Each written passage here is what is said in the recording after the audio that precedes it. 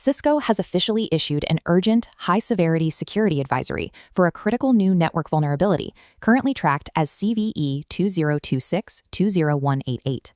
The flaw impacts two specific platforms, the Cisco Crosswork Network Controller, or CNC, and the Cisco Network Services Orchestrator, known as NSO. CNC and NSO function as the centralized hubs for enterprise networks, handling the automation and resource management that keep service provider environments operational.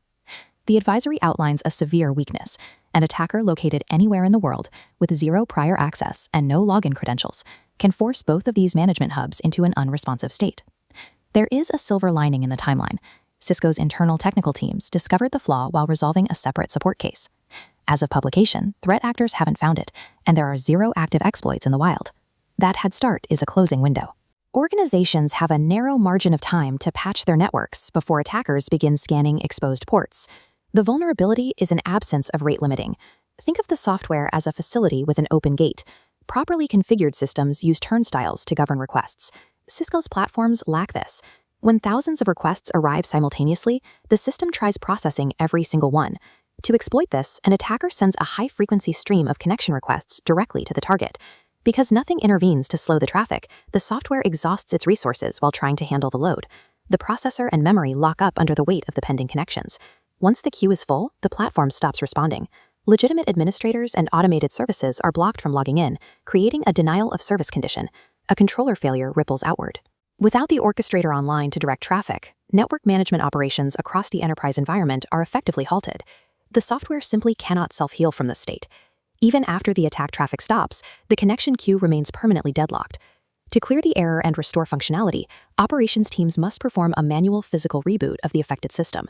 In a large service provider environment, tracking down the correct physical rack requires significant effort. That manual recovery requirement turns a software exploit into a prolonged operational failure. Security teams might be tempted to delay action since there is no active exploitation yet. History shows the risk of waiting. In November 2025, Cisco disclosed similar denial of service flaws in their ASA and FTD firewalls. Threat actors weaponized those advisories and launched attacks that forced enterprise firewalls into repetitive reboot loops. For CVE 2026-20188, there are no temporary configuration tweaks or access control rules that can stop the exhaustion of resources once an attack begins. This split-screen flowchart outlines the remediation path.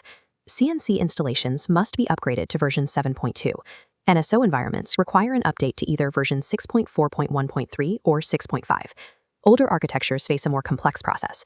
CNC version 7.1 or earlier and NSO 6.3 or earlier cannot use a simple patch. They require a full system migration.